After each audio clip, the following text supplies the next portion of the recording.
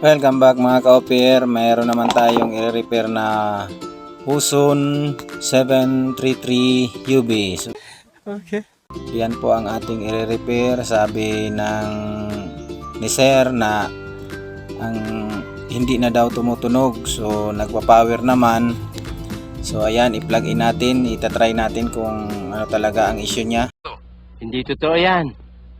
Power natin. So pag check ko dyan, nag-power naman siya. So wala akong naririnig na na nag-click yung relay. Bola lang yan. So malamang yun ang problema niya. So yun ang kadalasan ng mga sira ng integrated amp. Kapag walang tunog, malamang hindi nag-click ang relay. So bubuksan na natin yan para makita na natin Kaya nga, ikaw alam kung magaling ang tsamba mo, malakas eh.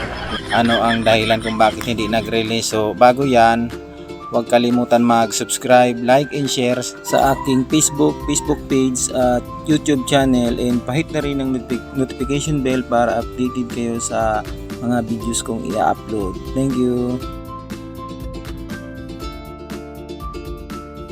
Salamat po pala kay Ariel Bolano ng San Roque, Malilipot, Albay sa pagtitiwala ng kanyang unit sa atin. Sir, maraming salamat po.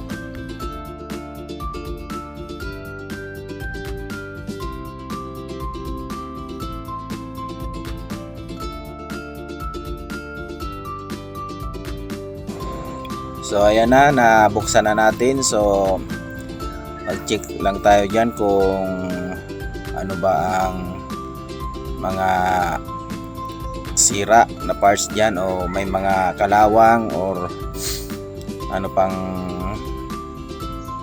dahilan kung bakit hindi siya nag-relay. So ayan, i-check ko muna isa-isa yung parts na may mga kalawang. Makikita naman sa video mga ka-opir na ayan nga, may mga kalawang. So dapat nating linisan yan at yung palitan natin para bumalik sa dati. So ayan, i-check ko muna ng maigi.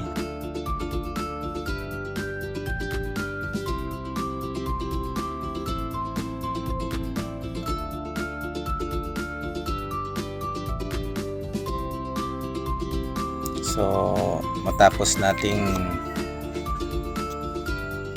ma-check lahat, so tinanggal ko na yung board niya. So ayan, medyo malinis pa siya, kaya lang talagang kinalawang na siya yung mga ibang parts niya.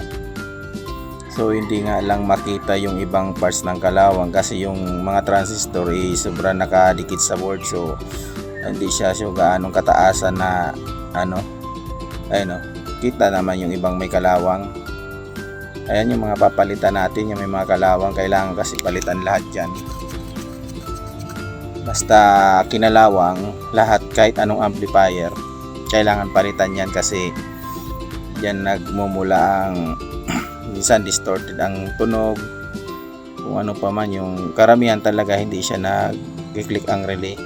So matapos ko palang tanggalin lahat ng may mga kalawang, tapos di ko na pala pinakita kung pagtanggal at paglagay kasi same, pare-parehas lang naman ang gawain kapag mga ganyang trouble.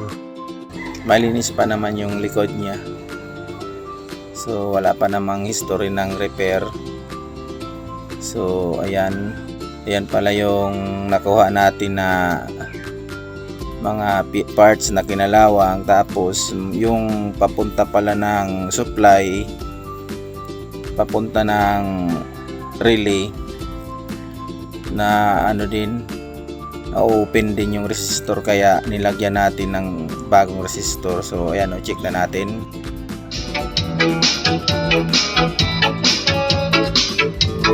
So okay na yan. Ganda pa ng tunog, malakas yan. So sabi ko kay Sir, kailangan natin yan lagyan ng another blower kasi madali nga uminit si heatsink niya. So kailangan natin talagang dagdagan ng blower yan. So yan yung supply papunta ng relay, pinalitan ko yan. So ayan testing ulit.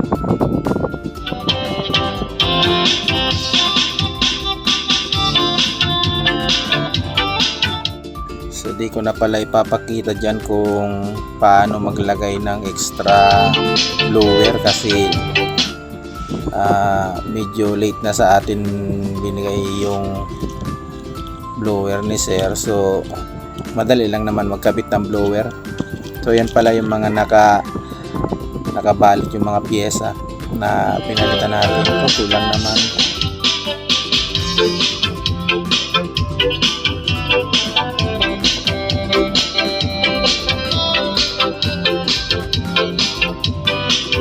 So yan, maraming salamat po sa mga nanonood.